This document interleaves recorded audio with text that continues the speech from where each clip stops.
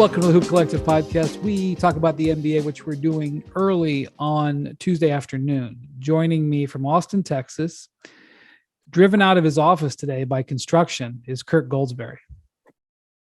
What is up, Brian? These playoffs are in full swing. I can't wait to talk about them. Thanks for having me on. Thanks for coming. And joining us from Oakland, California, fresh back from Sacramento, where the Kings are up 2-0.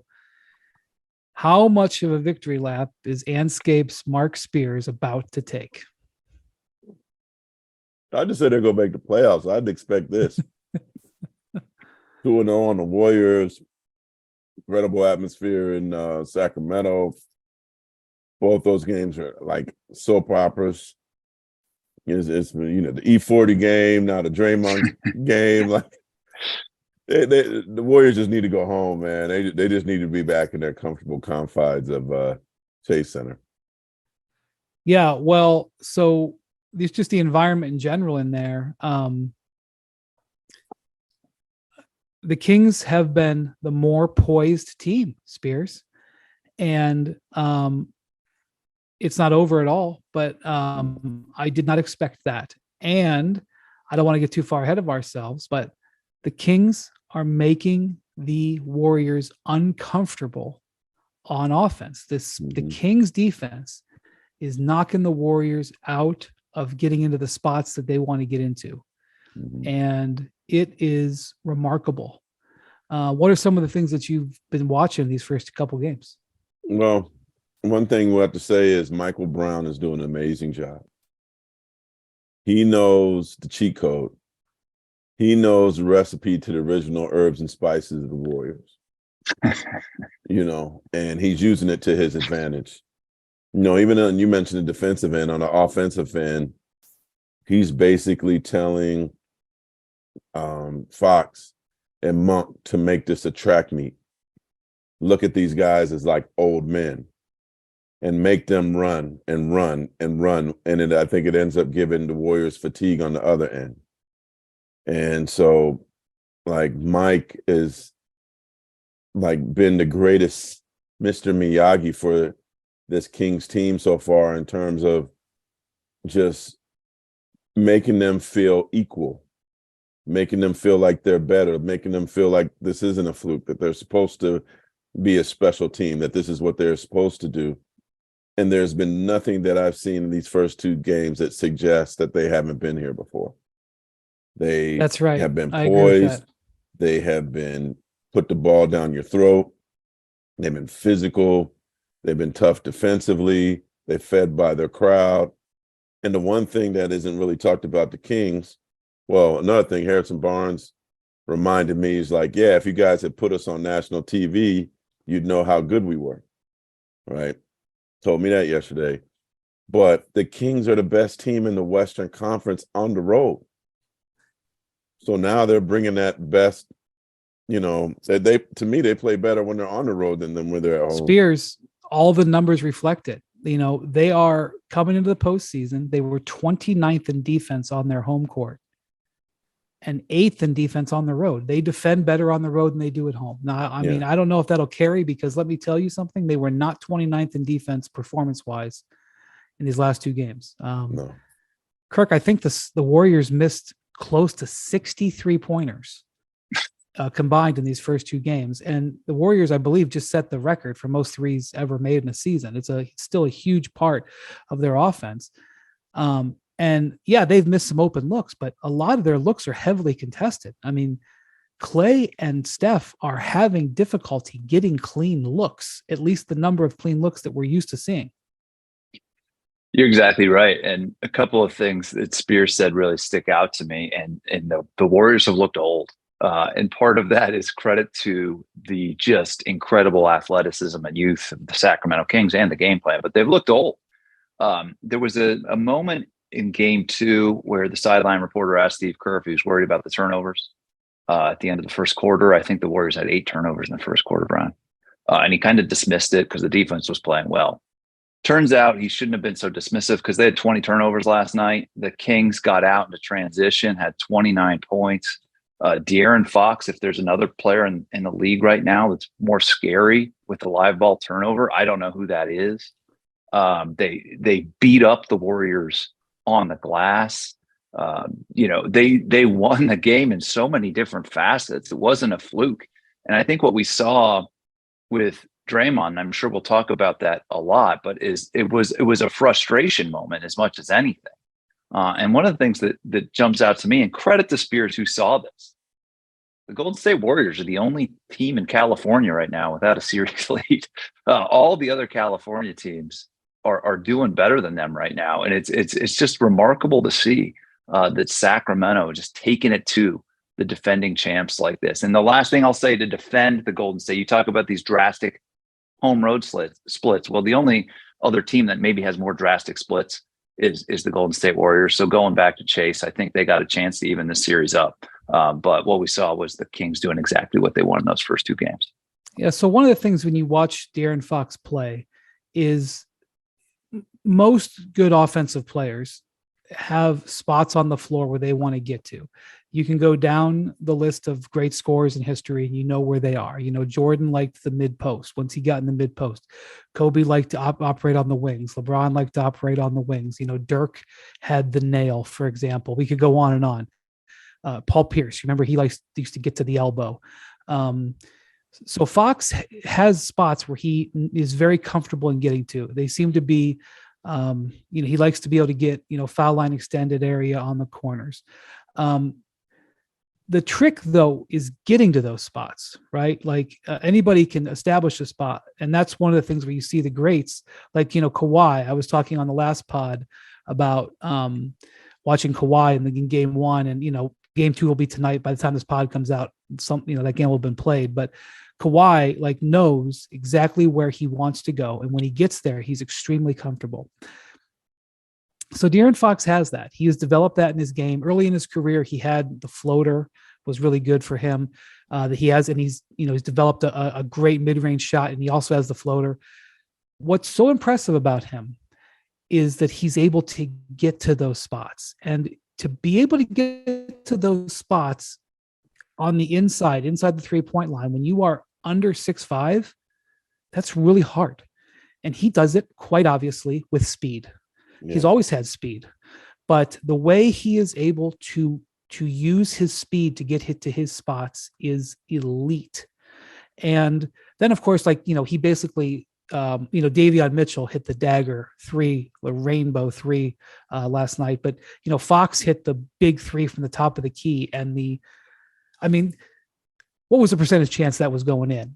96%. The ball came out to him. It couldn't have been in more rhythm of a shot in his life than that ball was in rhythm. And the confidence at which he goes to is just so impressive for a guy who's doing this for the first time. But I really think it's based, Kirk, in his ability to use his speed to get to those spots. And we have fast players in the NBA. It's not the first time we've seen it, but it is unusual for me to see a guy be able to execute like this under pressure. And if I'm the Warriors, I'm really trying to figure out, my game plan is going to be, how in the hell, what can we do on our alignment? Because they were throwing two and three guys at him, and they were throwing two. And by the way, Malik Monk's not far off. Yeah. Because Malik Monk operates as the curveball. He's pretty quick too. It's sort of like a fastball, a split-fingered fastball. I don't want to make he's not a changeup, but Fox gets downhill, and they're able to go to Monk, and he gets downhill too. They're using that speed. It's not just speed in getting a turnover and running the other end and just outrunning them. It's speed within half-court sets that's beating the Warriors just to basic rotations. It reminds me, let me give you one comp, is Tony Parker. People forget how fast Tony was, and he could get to his teardrop and just he could score 20 points in the paint. Yeah, he would lead the league in scoring in the paint year after year as a 6 foot, whatever he was, 6'1". Yeah, and he was so fast, and he was so skilled with his finishing, and that's the kind of stuff. Great in the playoffs, by the way. And I think, and I want to hear what Spears says because he was in the building. Spears, did the Warriors look as slow in person as they do on TV, or is it more the Kings are fast? How do you see this? Welcome to the De'Aaron Fox Show. I've been watching this. This kid is like a Ferrari, like the most amazing European sports car you will see. He could go to 0 to 100 in milliseconds, right? But then his body control is so amazing. He could stop on a dime. He can slow it down and get around potential charges and make this beautiful acrobatic layup. He's like a gymnast, not a gymnast, a ballet magician on the court. Because really part enjoyed of being great with speed is you have to have skill in stopping. Yes. And his body control is the best in the league. I don't know anybody better. And the thing that's interesting with him, just kind of going back before the season, his wife played at Cal. Pretty good basketball player. She tried out for the Storm. And she actually broke her wrist going into De'Aaron's condo garage, or like this. She was trying to hit this code and the car went back and she caught her wrist and broke her wrist and wanted to be in the WNBA so bad that she still tried out with a broken wrist and lied to him about what her deal was. Didn't make the team. Anyway, she was, I believe, I think she was a McDonald's All-American, all that. She could play. So his wife is also a basketball savant. She used to intern for the Warriors. And when she interned for the Warriors, the guy that she interned for was Luke Laux, now the player development coach for the Kings that Mike Brown hired. When Mike Brown hired him, she called Luke and said, I need you to work with my husband. I need you to take him to the next level. And Mike Brown sent Luke to San Diego to work out with De'Aaron every day, get him in better shape, work on things to make his shot better, everything. He's a great player development coach. He even went with them on their honeymoon. And so now I think we've seen this. Luke has basically been on Fox's hip, helping taking his game to the next level. And it was interesting that this was the connection with his former intern, his wife, that pushed this relationship with Fox that ultimately got him to get in better shape, to fine-tune his game and take his game to the best level of his career at the best time of his career so far. Before we talk about the Draymond thing, I just want to say something about Mike Brown. Right now, we got some teams that are looking for coaches. The Rockets have been doing interviews. The Pistons have been doing interviews. We may see another one or two pop up. Mike Brown had been fired as a head coach 3 times.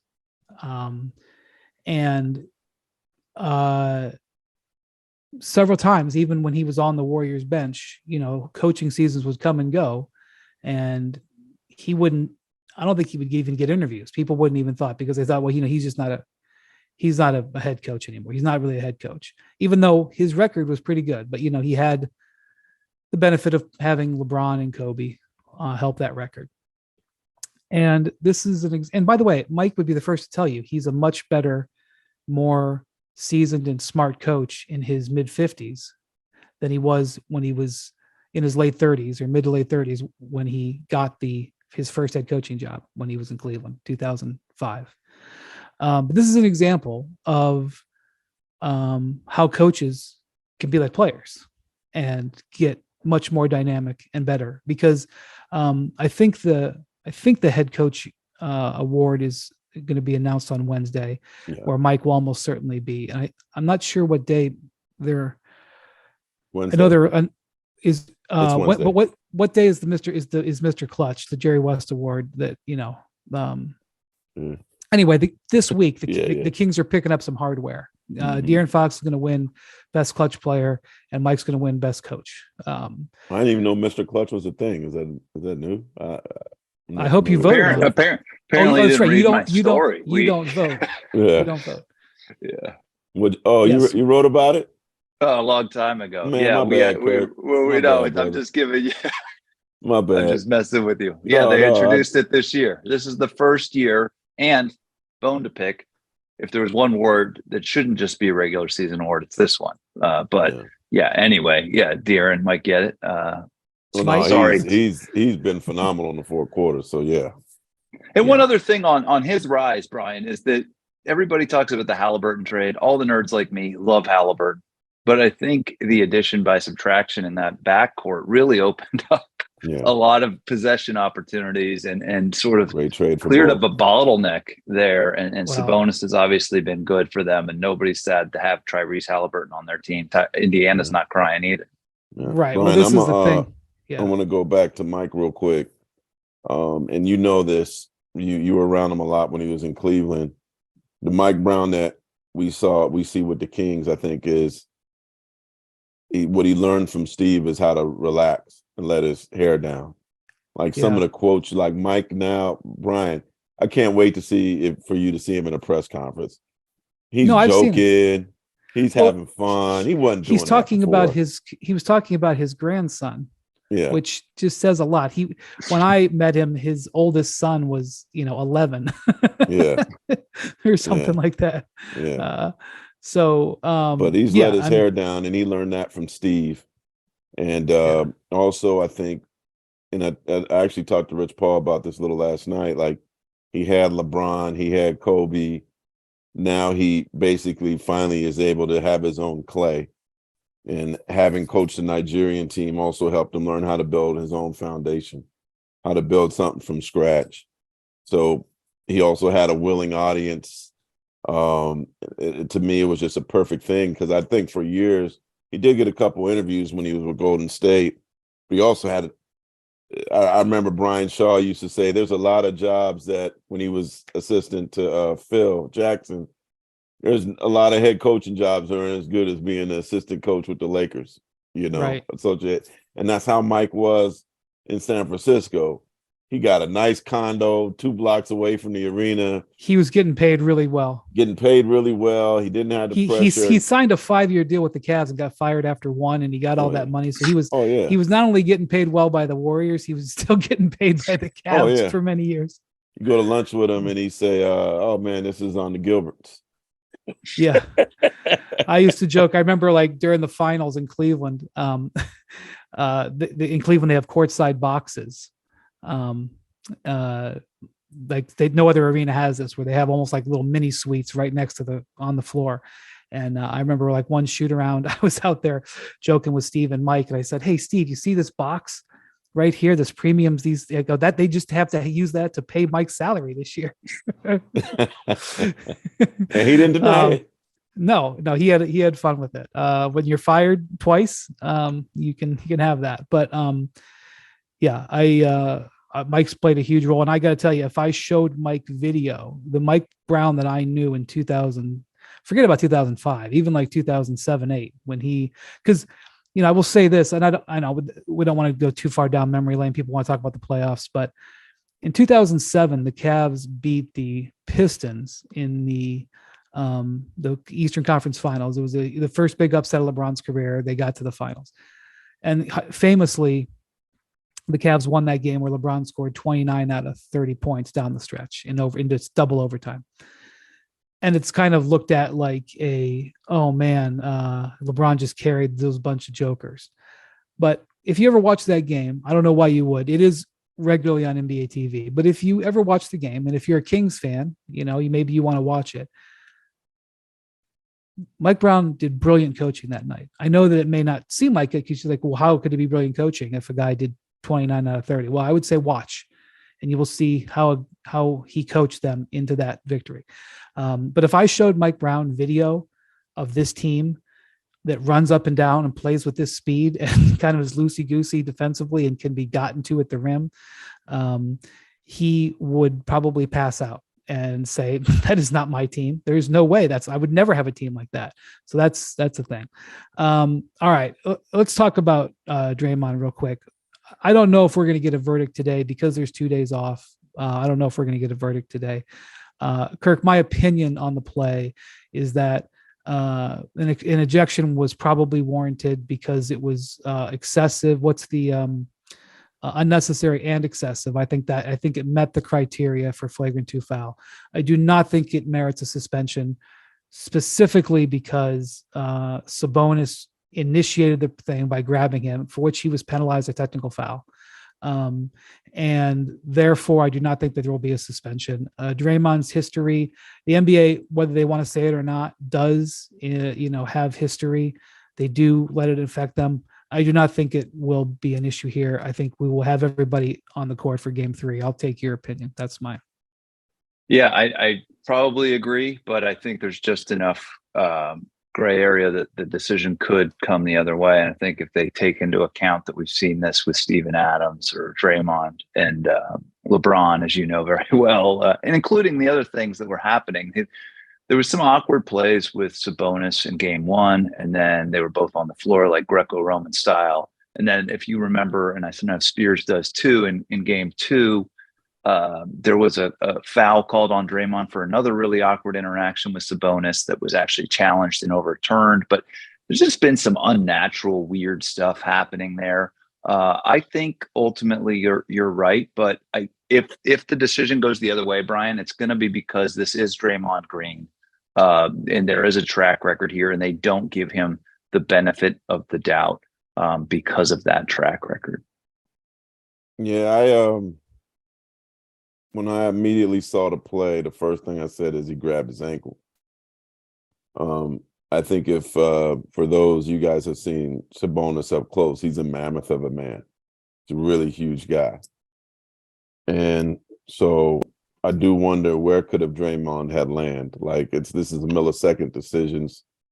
I think his frustration of getting, and what the Warriors will lean on is there's an actual photo where you see Sabonis's arms both around Draymond's ankle.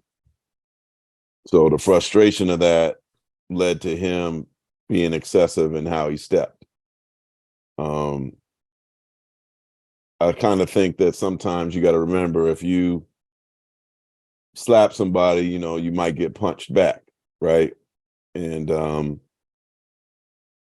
some may say it's some gamemanship, but Sabonis got X-rays and Draymond got X-rays afterwards. Yeah, I mean, look, it's not my chest. I'm sure his chest was sore, but yeah, it's just put it this way. I was not surprised when the X-rays came back negative. This has been an amazing series. Like, if I'm Sacramento, no, we want Draymond to play. Right. We don't want no excuses, man. You know what I mean? Like that. That's the one thing about that Cavs Warriors series is I always think about him being gone for 2 games. It's kind of something that's never really talked about. Well, 1 game. 1 game. But still, that, certainly had a major impact on the series. I don't know I don't know if I'm belaboring this point 7 years later, but Draymond was not suspended for hitting LeBron in the groin. Yeah. He was suspended for accumulation of flagrant foul points. Okay. And I know I know if you're a Warriors fan, maybe you don't care about that nuance. Yeah. But they didn't look at it and say, oh, that he's. But what, Brian, you're right, because that gets lost in the sauce a lot. It does get lost in the sauce. In fact, I forgot that. Right. So if you get 4 flagrant, if you get a flagrant 2, it counts for 2 points. If you get a flagrant 1, it's 1 point. If you get 4 flagrant foul points, you are suspended. He body slammed somebody, I can't remember who, and got a flagrant 1. And when he kicked Steven Adams in the groin, the league upgraded it to a flagrant 2. He didn't get a flagrant 2 in the moment. And he got lucky with that, because if he got a flagrant 2, he would have been ejected right there. Yeah. So when he got that second, that flagrant foul upgraded, because there was no foul in the moment. They didn't call a foul on that play. Yeah.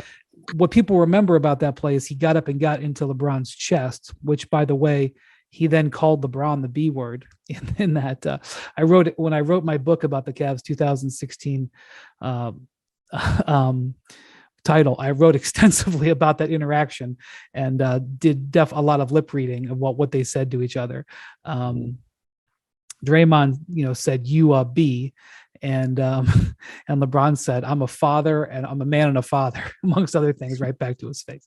That's one of the things that Joakim Noah used to say to LeBron, and LeBron would always say back to him, I'm a man and a father. But anyway, so for people who have screamed that's an amazing mind check, like a mind twist, right? Like, how do you respond to that? Well, that's the thing. Like, I wrote this. I actually I wrote a piece this week. Your mama, like, what do you say? Like, yeah, right. Hey, can I tell you this real quick? When I was playing JUCO ball, there was a guy named Michael Seawright. When I was playing at Foothill College, we were playing Hartnell College, and one of my the dude was like 28 years old, played JUCO ball, and one of my teammates, Matisse Moore, was just razzing this. I mean, you old dude over here playing, man. Well, you got to pick up your kids after school, like, why are you here, man? You could be my uncle. And the guy says, hey, man, I just got out of the service. I served our country. And I'm just trying to do something with my life. So why are you saying all these things to me? And we're like, dang, what do you say to that? Like, ouch! Like that's like great trash talk. I salute you, man. I'm sorry. Thank you for your service. Yeah, we're like, oh, we can't talk trash to him anymore, man. He like killed all the fun of it, So LeBron's retort is actually like, what do you say to that? Yeah, well, I wrote a piece this week about the great instigators LeBron's dealt with in his career, Deshaun Stevenson and Lance Stevenson and Jason Terry and even Draymond. But apparently, if you can trigger LeBron, if you're prepared for the consequences, you can trigger LeBron by using those words. I would not advise it. But anyway, that's the thing. I think, Draymond was not suspended for that, and so like. And respect to the Cavs for coming back and winning that. That was incredible. Well, again, I would, and I don't want to relitigate 2016, but I would argue that Andrew Bogut getting hurt that was huge in Game 5 was more impactful than Draymond's suspension because they had to play games 6 and 7 without their key starting defensive center. The injured Festus Ezeli, who probably shouldn't have even been on the court. Correct. So, who hasn't played since? Yeah. Kirk, you do think there's a possibility that the league, I would be, I mean, I admit I don't have a good feel. The league makes decisions now and I am like, well, I did not feel that. So, but my feel is that is not going to happen.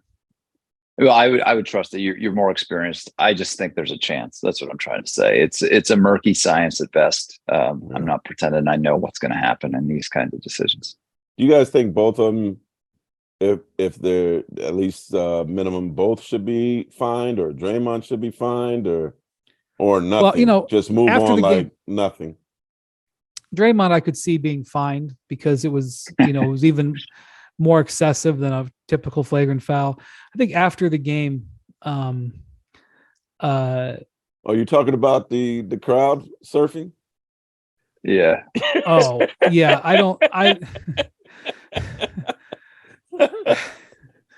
Man, I'll tell you what, you could probably write a novella about the area around the Warriors bench these last two games, because E40's thing went down right by their bench. After the game, Draymond, that's when the politicking started. Draymond said, this has happened 2 games in a row and the officials just watched it. He's talking about having his leg grabbed. That's not true. They gave Sabonis a technical foul. They saw it. They said that's not right. Technical foul. And then Sabonis, he pretty much wouldn't say anything in the walk-off interview with Jared Greenberg from TNT. Greenberg asked him, and he's like, what about this Draymond play? And he's like, boy, the fans were great tonight. He just pretty much ignored it. And then he had to. And then the post-game interview, when asked specifically about grabbing the ankle, he kind of went back to himself, right? So he said I felt I had to protect myself.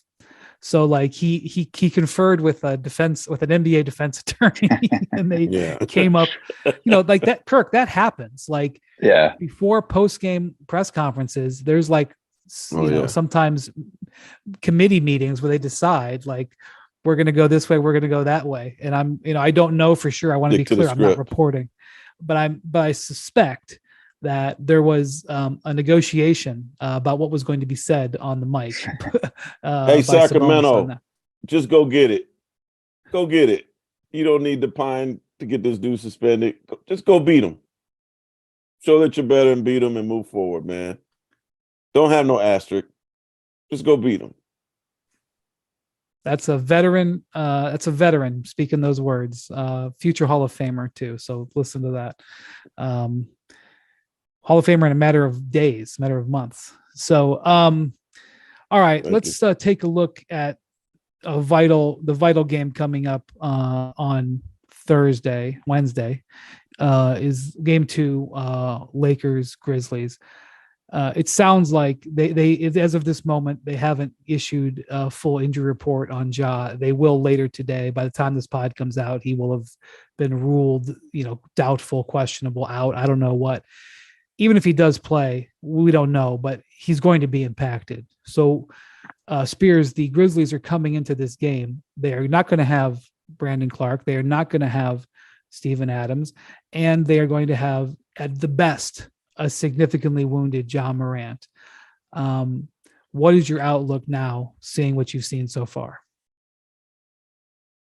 I mean, the Lakers are like this brand new shiny train, man. I'm like, where did they come from? I was at the end of the game, like, whoa, fast breaks, dunks, a new star. Like they were like this movie. Like, you watch this movie where all of a sudden at the end, after all the adversity, they show up and they get the glow. I was like, what am I watching here? They look phenomenal. They look fun. They were like, LeBron's like, hey, young guys, just go have fun. I It was like that. It was like, yeah, I'm like, it was like dad sending the kids out there. Yeah, and they look like a new scary bunch. Obviously, with Anthony Davis, I'm always just worried about him getting hurt. But if he stays healthy, like they appear capable of challenging anybody.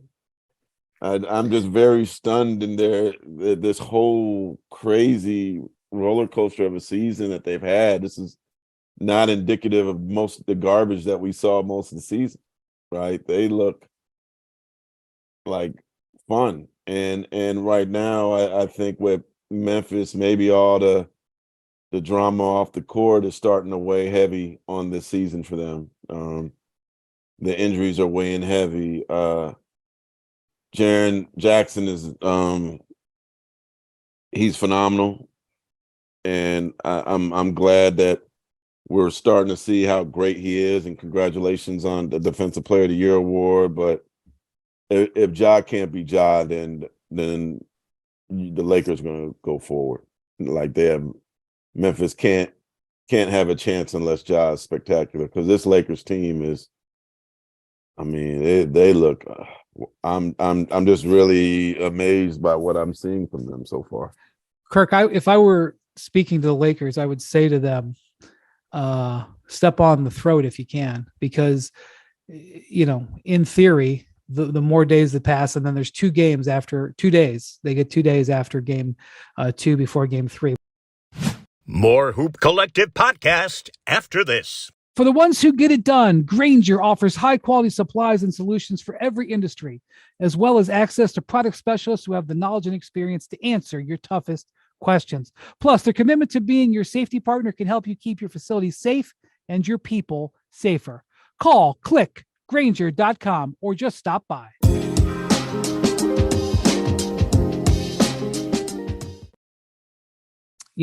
On Saturday in LA, the Clippers are playing the Suns in game 4.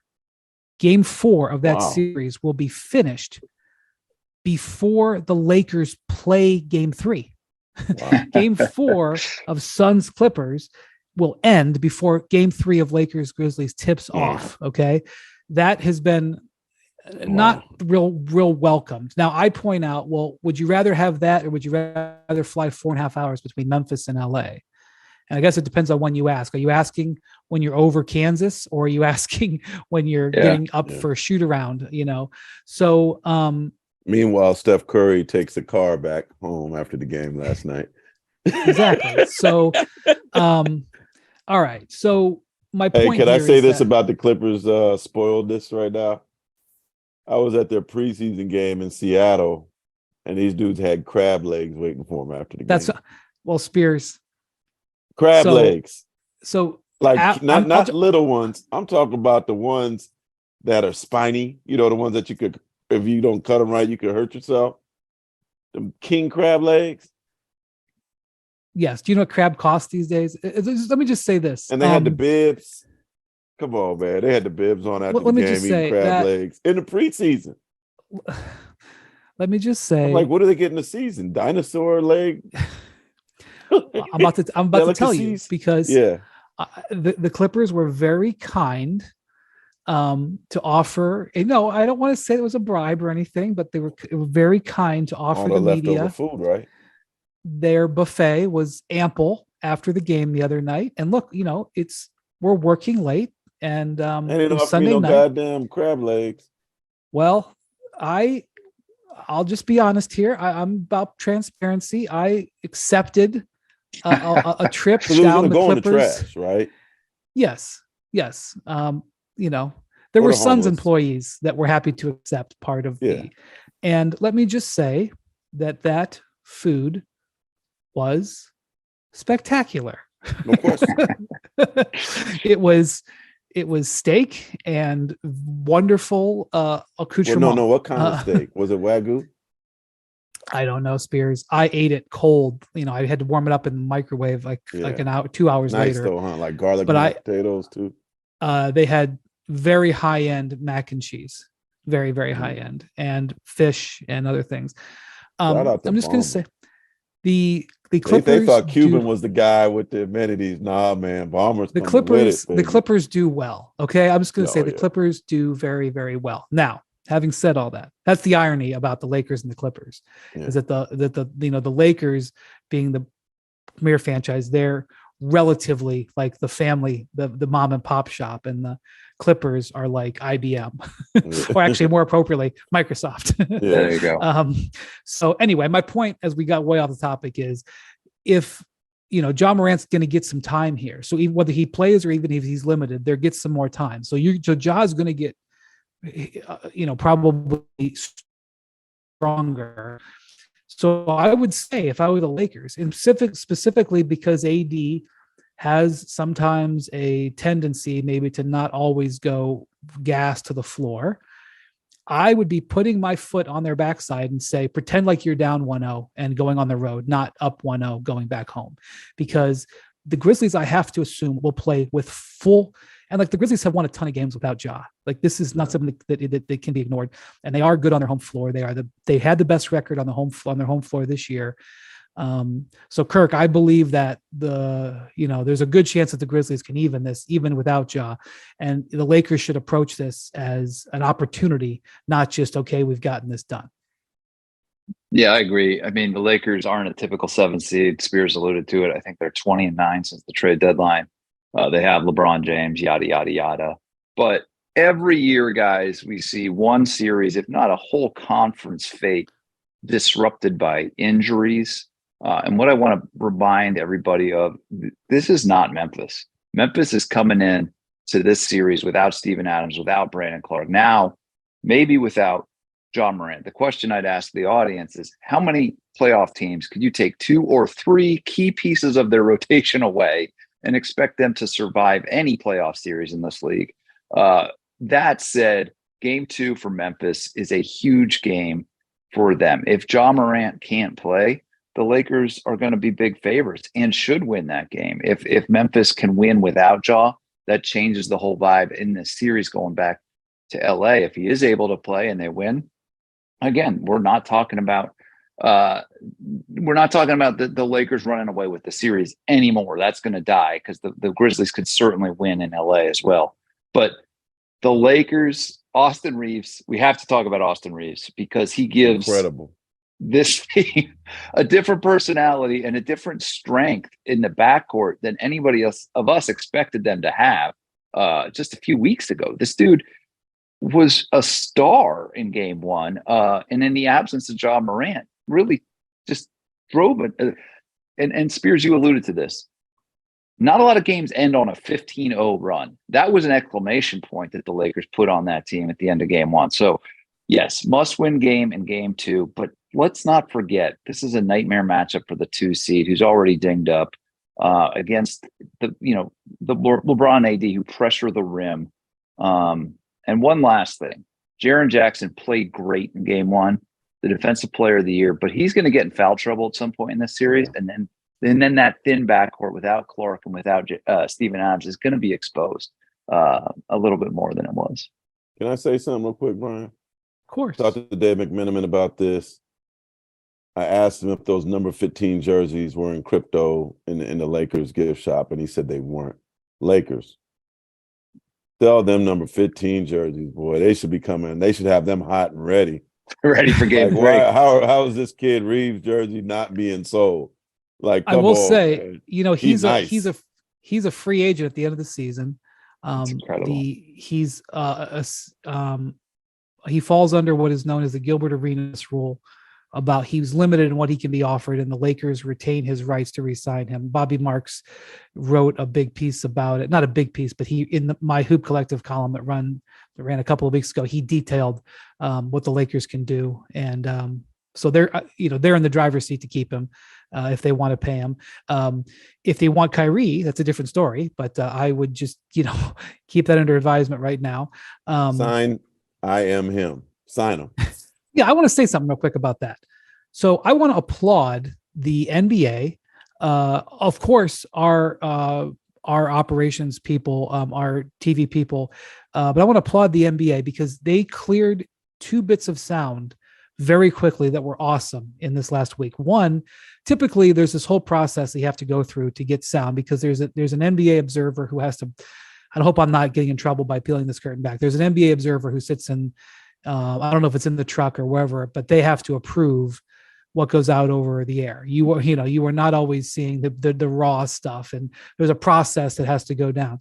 So one, I want to applaud the fact that we got that turned around and everything during a timeout. Austin Reeves was mic'd up.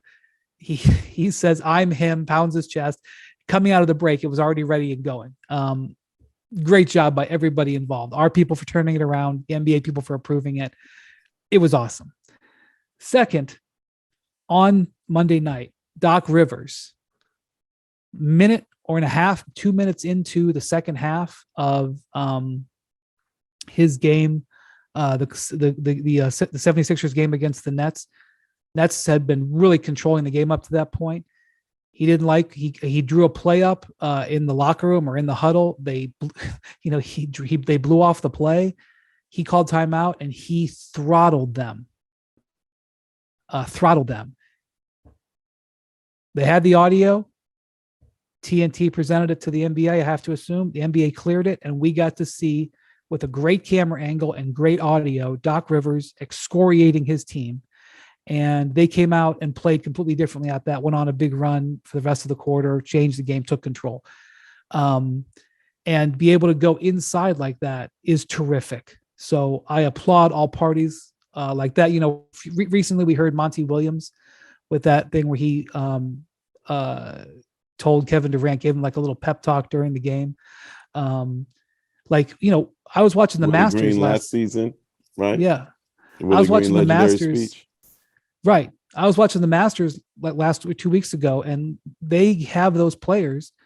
Rory McIlroy is playing a hole in the Masters, giving an interview, walking down the fairway mid-round, first round of the Masters, talking about how he's playing and the shot that he's coming up with an AirPod in, giving an interview. That's the state of the art. And thank you, Austin Reeves, for wearing the mic and for all that. But anyway, I thought that those were great, and take the fans inside a playoff game and to have that. And by the way, like the coaches have a switch. They can turn their mic on and off. If Doc didn't want that on, he can turn it off. He didn't. He left it on. So I applaud. Hey, Brian, was any of the Draymond sound approved from Game 2 in Sacramento? Spears. I think Did that's you- still under review. Or the It's still E40 under- sound. We didn't get the E40 yeah, the audio E40 either. sound. Yeah, I'd like to hear some other ones from Sacramento that Spears probably heard. He got a song Restaurants. where he says, tell me where to go. He told him where to go, all right, before he left. Man, yeah, still under like the Draymond stomp. It's still under review about that sound. E40 Although gate. there was pretty sure I knew a couple of words that Draymond said. I could read his lips. If I'm him, that picture of the Kings crowd and him yelling at him, like I'm getting that picture framed. Or somebody painting it for me. That was like, wow. I was like, wow, look at this. This is crazy. I mean, it's a great moment. And this is what the Kings Yeah. fans wanted, right? This is what they've been missing out on. Like this is it. And they're Like, still high mad at stakes him for environment. what he said on the podcast about them being, before the season about like being trash, I guess, right? It's playoff basketball is the best, isn't it? It's the and best. this is just this is not just even the started. appetizer. This is the amuse bouche. Did I say that right? Amuse bouche. Sounds right. You're gonna have to ask the Clippers.